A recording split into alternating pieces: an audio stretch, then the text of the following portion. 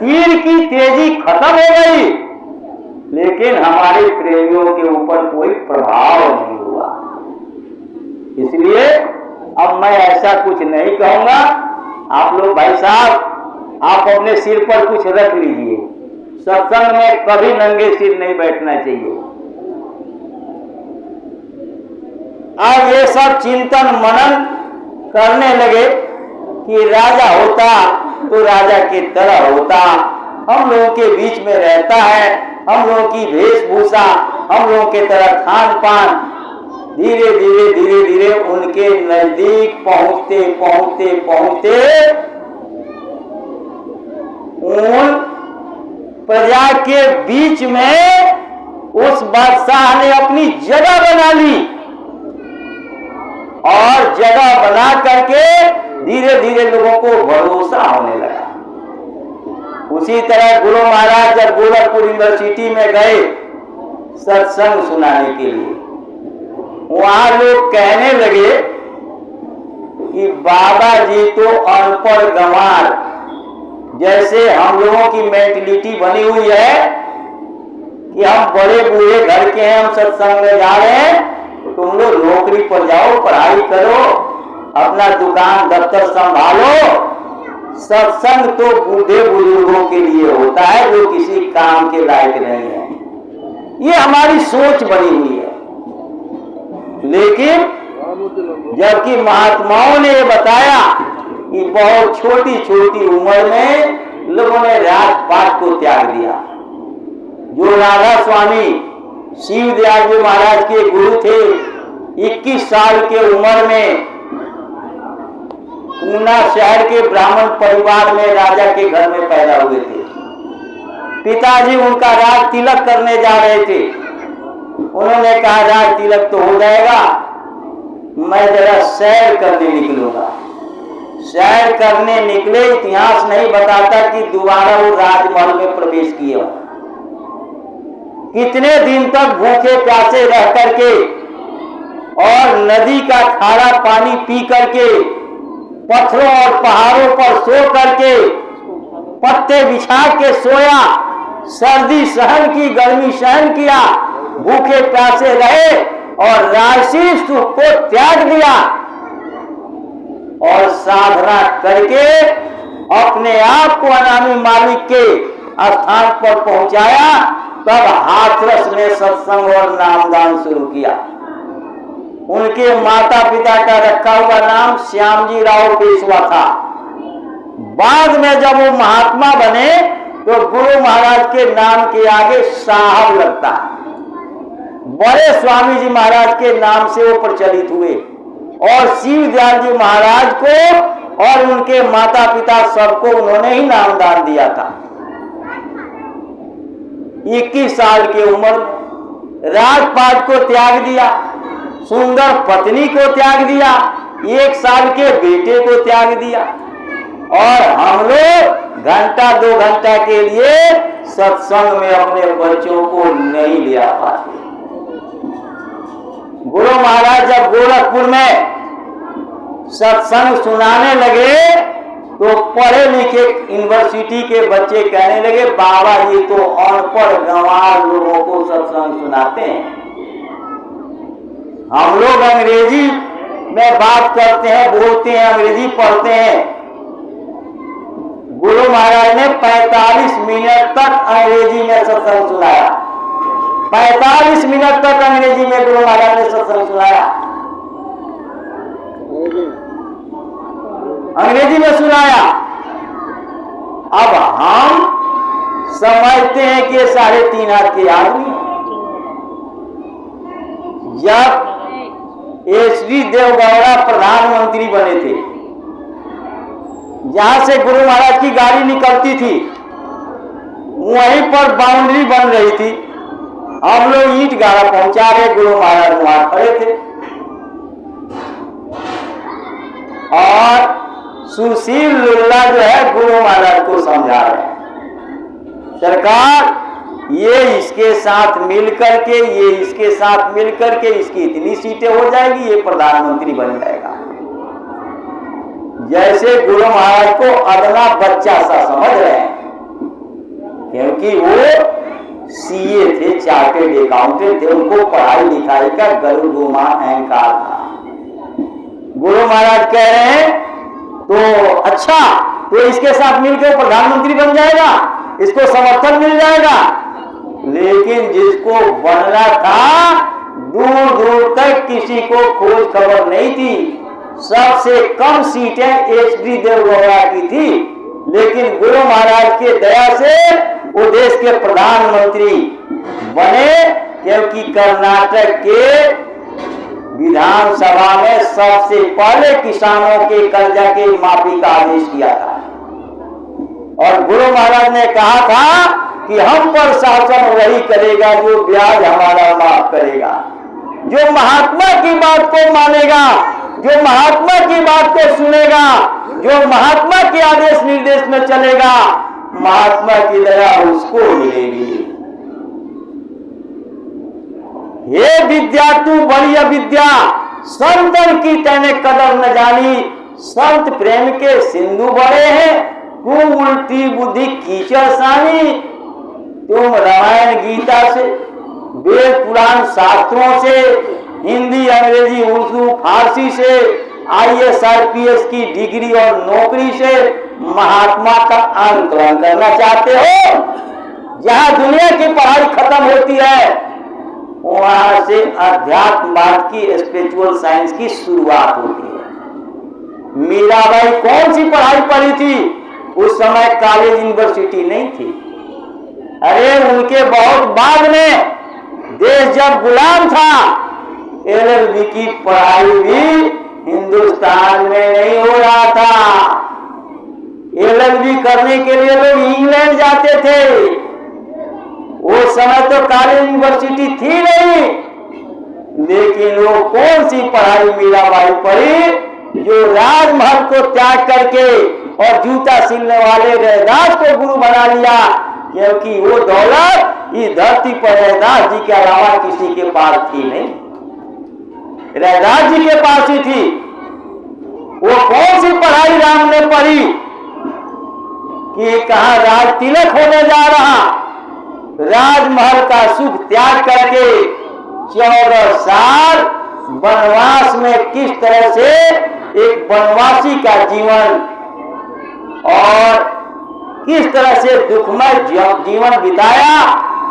आप लोग तो उस समय थे नहीं, हम भी नहीं थे, लेकिन टेलीविजन में तो आप देखते हो रामायण के सीरियल में कि किस तरह से पत्थर पर, पहाड़ों पर, पत्ते पर रोज उनको खाने को नहीं मिलता था। नाई को लेकर के अयोध्या से नहीं गए थे, रोज दाढ़ी नहीं बनती थी उनकी, रोज बाल की कटिंग नहीं होती थी, रोज कपड़े नहीं धुलते थे। जटाजूट मुनि पत्तनधारी, यही बोरा और टाट उन्होंने 14 साल तक पहना था। गुरु महाराज ने कहा ये टाट ऐसा वस्त्र है, इसमें चीनी रख दो, खीर बनाते हो, हलवा बनाते हो, तो चीनी को पानी से धो करके नहीं खीर हलवा में डालते हो। ये वस्त्र इतना निर्मल है कि चीनी को, गेहूं को, आटा को, मैदा, सूजी को, जो इस कलयुग में प्राण है, वो प्राण इस बोरी के अंदर रखा जाता है। और महीने भी ना धो तो भी किसी को पता नहीं लगेगा कि ये गंदा हुआ है कि साफ है। अरे पिछले हफ्ते जो पहन के आए थे वही है या दूसरा है, ये किसी को पता नहीं लगेगा। गुरु महाराज ने सादगी में रहने के लिए सत्संगी प्रेमियों को बोला पहना है कि आपको ज्यादा कमाने की और दुनिया को इकट्ठा करने की चिंता नहीं होगी। आप साई इतना दीजिए, जामे कुटुंब समाज, मैं भी भूखा न रहूं, साध भूखा न जा। इतना कमाल हो कि घर परिवार का खर्चा चल जाए मेहनत ईमानदारी से, और ज्यादा से ज्यादा समय अपने आत्मा की चिंतन मनन में, ध्यान भजन सुमिरन, गुरु की सेवा, आदेश निर्देश में चलने में समय लगाओ। जिस लक्ष्य को लेकर के इस मनुष्य शरीर में आए उस लक्ष्य को पूरा करो। तो जब उस मालिक ने हमको आपको दुख में देखा तो स्वयं हमारे आपके जैसा मनुष्य शरीर धारण करके आए। और जैसे कोयल अपने अंडे को कभी अपने घोंसले में नहीं रखती, अंडे का परवरिश कोयल कभी नहीं करती। कोयल अपने अंडे को कौवा के घोंसले में रख देती है और कौवा अपना अंडा समझ करके कोयल के अंडे का परवरिश पालन पोषण करता है। कोयल ध्यान रखती है, निगरानी रखती है, आती जाती रहती है, नीरख परख करती रहती है, उसके एक एक क्रियाकलाप से परिचित रहती है। अंडे फूट करके जब बच्चे चूजे उसमें से निकलते हैं और वो बच्चे जब धीरे धीरे उड़ने की स्थिति में आते हैं, वो देखभाल करती रहती है और जब पूरी तरह से वो बच्चे उड़ने लायक हो जाते हैं तो आके बगल में कोयल आवाज लगाती है। कोयल की आवाज को कोयल के बच्चे समझ लेते हैं, पहचान लेते हैं कि ये मेरी असली माँ है, और एकदम से कोयल के बच्चे उड़ करके कोयल के साथ चले जाते हैं और कौवा जो है हाथ मसल के देखता रह जाता है। उसी तरह से संतों के जीव इस दुनिया में आते हैं और आ करके गुरु महाराज कहते थे कबीर साहब के भी बहुत सारे जीव आज भी पड़े हुए हैं। उनके सत्संग का मोहन संस्कार हम प्रेमियों के ऊपर काम कर रहा है और इस काम के बदौलत हम लोग यहाँ आए। महात्माओं ने अलग अलग कोने में सबको बिखेर दिया और गुरु महाराज आकर के आवाज लगा और आवाज लगा करके जिनके अंदर महात्माओं के संस्कार सत्संग का मोहन काम कर रहा, उन लोगों को महात्माओं ने इकट्ठा कर लिया। अब इस माँ के गर्भ में आने से पहले हमारे जीवन की पूरी फाइल बना के रख दिया। काल प्रभु त्रिलोकीनाथ ने, जो त्रिलोकी के रचयिता है, उन्होंने पूरी फाइल हमारी बना के उसने रख दिया, हमको सुना दिया, बता दिया, सुना दिया, बता दिया, हमको पूरी फाइल बना के रख दी। और उसके बाद जब लगभग 4 महीना 20 दिन का मांस का लोथरा मां के गर्भ में बन के तैयार हुआ, तब शब्दों के सीढ़ी से प्रभु ने हमारी जीवात्मा को उतारा। आज हम इस शरीर में हैं और अभी 1 मिनट में हमारा समय, मैं धराम से मेरा शरीर इस जन्म फर्श पर गिरेगा और हमारी आत्मा निकल जाएगी। हमारा घर पहले से बन रहा है, हमारी आत्मा यहां से निकलेगी, उससे पहले से 4 महीना 20 दिन का घर बन के तैयार हो गया है। जैसे आप कहीं किराए पर रहते थे, ये आपने जगह ले लिया, किसी तरह से घेर घाड़ के किराया बचे, अपना तो अपना है और आकर के यहां रहने लगे। लेकिन जिस दिन जमीन की बात हुई, बयाना दिया, उस दिन इस मकान में आके नहीं रहना शुरू किए। मकान में आप बाद में आते हो, जब रहने के लायक के मकान बन जाता है उसके बाद रहना शुरू करते हो। उसी तरह से इस मकान की मालकीन को 4 महीना 20 दिन के बाद उतारा गया। मां के पेट में पिंड जो है मांस का लोथड़ा बन के तैयार हो रहा और वो स्थिर है, न चल रहा, न फिर रहा, न हिल रहा, न डोल रहा, बढ़ रहा। शरीर के अंग सब बन रहे हैं, नाखून भी बन रहा, बाल भी बन रहा, नाक मुंह भी बन रहा, टट्टी पेशाब के रास्ते भी बन रहे हैं, ये सब कुछ बन रहा, लेकिन वो हिल डोल नहीं पा रहा क्योंकि उसमें आत्मा नहीं है। 4 महीना 20 दिन के बाद जैसे आत्मा को उतारा गया, वो मांस का लोथरा एक्शन में आ गया, चलने फिरने लगा, चलने फिरने लगा। और जब चलने फिरने लगा तब उसको महसूस होने लगा कि मैं तकलीफ में हूं, मैं जठराग्नि में जल गई हूं, मैं इस नरक के कुंड में पड़ी हुई हूं।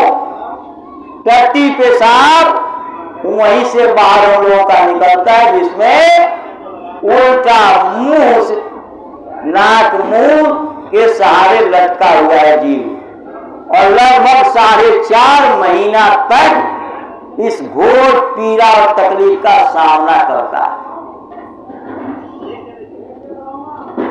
और बार बार प्रार्थना करता है मालिक से कि मालिक अब मैं 8 पहर आपकी बंदगी करूंगा, 8 पहर 24 घंटे आपकी विनती करूंगा,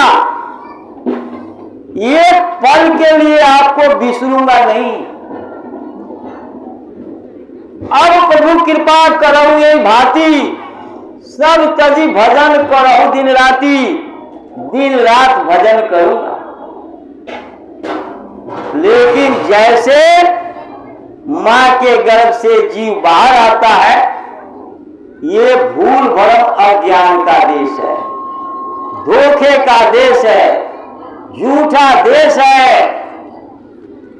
छोटा बच्चा के रूप में पैदा हुए, जवान हो गए, बूढ़े हो गए, बाल सफेद हो गए, आंख पर चश्मा चढ़ गया, कान में ईयरफोन लग गया, और दांत टूट के बाहर हो गए, बत्तीसी आपने लगवा लिया, बाल काला कर लेते हो, बत्तीसी लगवा लेते हो, लेंस लगवा लेते हो, किसी को जजमेंट ना हो कि ये बूढ़े हो गए, बूट पॉलिश करके बाल काला कर लेते हो।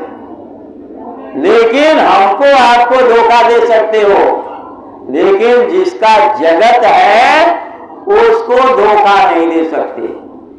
उसने आपको बताया कि इतनी श्वासों की पूंजी आपको दी जा रही है, और इतने दिन के लिए किराए का मकान दिया जा रहा। इस मकान में रह करके अच्छा बुरा करने का दोनों तरह का पूरा अधिकार आपको दिया जा रहा। लेकिन जिस दिन समय पूरा होगा, ये मैं अपना धरोहर मैं आपसे वापस ले लूंगा। जैसे आपके पड़ोस में कोई सेठ रहता है, उसने सोचा मेरा बेटा अमेरिका रहता है, मैं अमेरिका जा रहा हूं, ये 100 गज का मेरा मकान है, 3 मंजिल बना हुआ है, मैं इसकी चाबी आपको लेके जा रहा हूं। इस मकान में आप जो मर्जी 5 साल के लिए करो, मैं 5 साल के बाद आऊं तो इसकी चाबी, ये मकान हमारा हमें वापिस दे देना। एक समझदार आदमी के हाथ में ये मकान लगा, उसने 5 साल के लिए किराए पर दे दिया और लाखों रुपए इससे कमा लिया।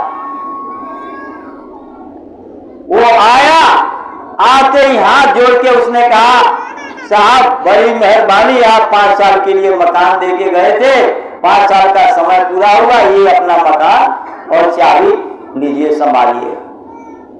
फिर 5 साल के बाद उसको जाना था, दूसरे पड़ोसी को दे दिया। उसने कहा, अरे 5 साल तो बहुत समय होता है, 5 साल ऐसे पड़ा रहने दो। अब जो है वो न घर को खोला, न झाड़ू लगाया, न जाले हटाया, न गंदगी दूर की, उसको किसी को किराए पर नहीं दिया, उसमें रह के कोई बिजनेस व्यापार भी नहीं किया, उसमें रह के वो कुछ कमाई का कोई स्रोत नहीं खोला, कुछ भी नहीं किया। और जैसे 5 साल का समय पूरा हुआ, सेठ जी आ गए, बोले कि मेरा मकान दे दो। बोले कि अभी तो 5 साल हुआ नहीं।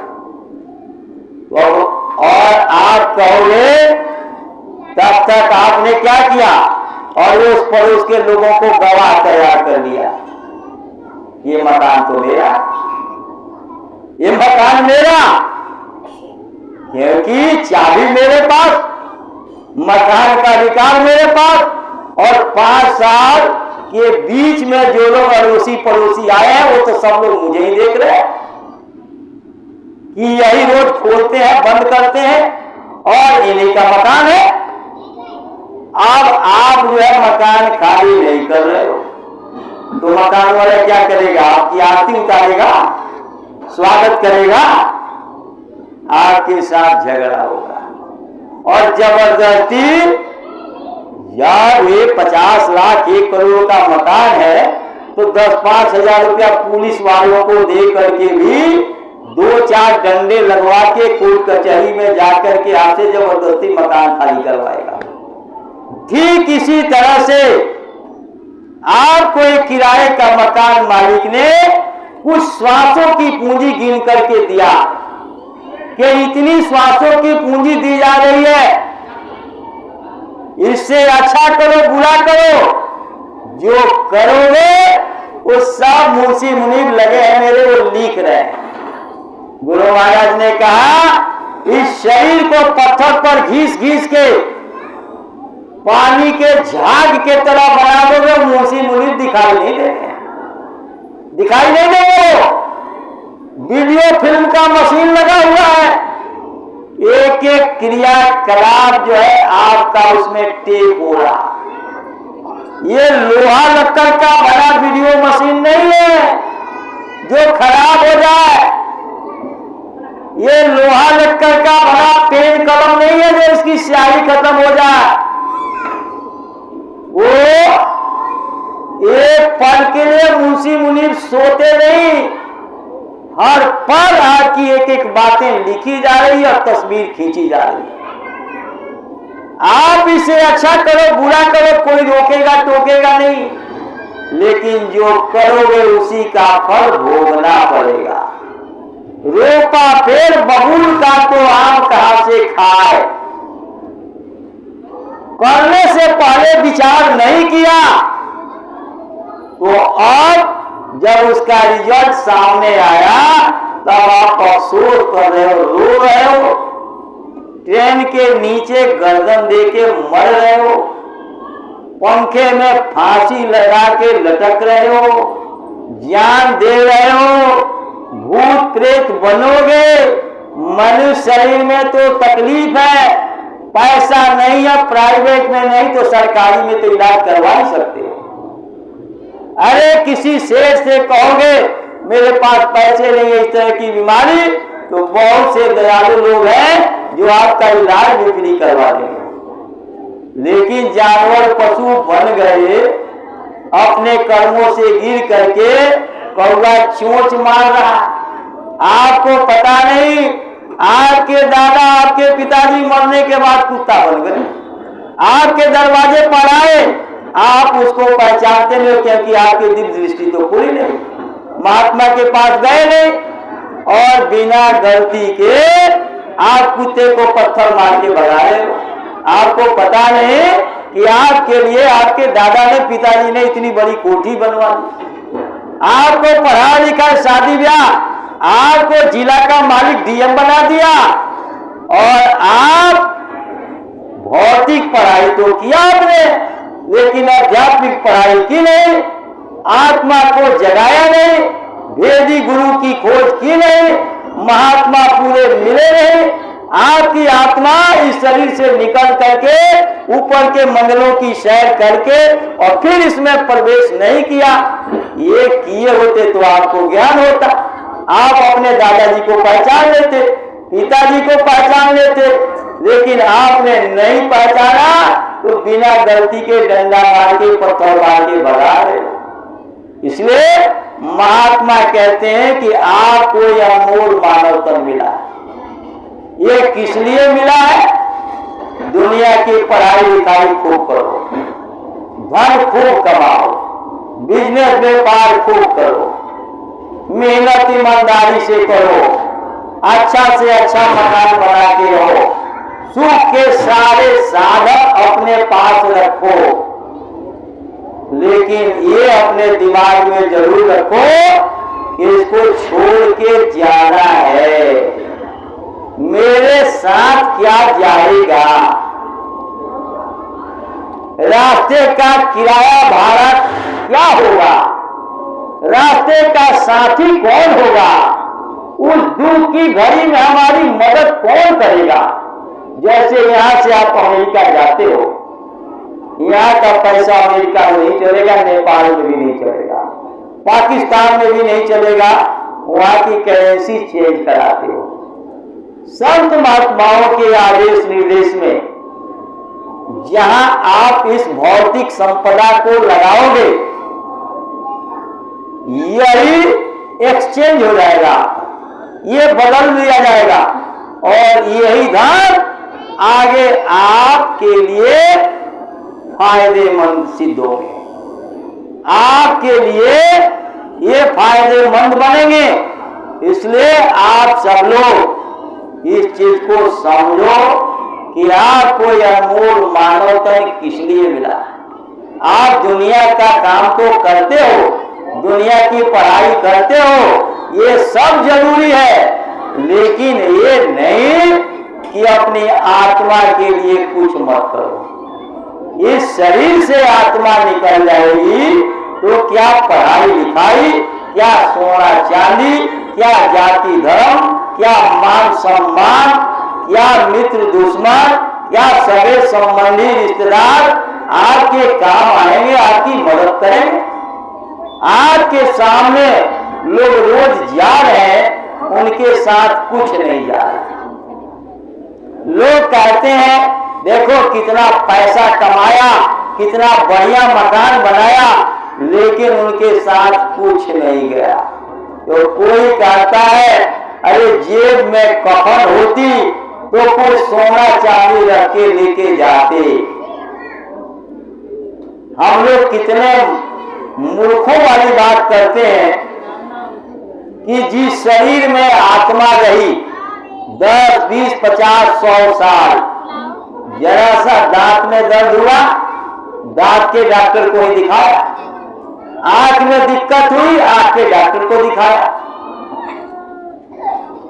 अगर पेट की दिक्कत हुई तो पेट के डॉक्टर, सर्जरी के डॉक्टर को दिखाया, सर्जरी की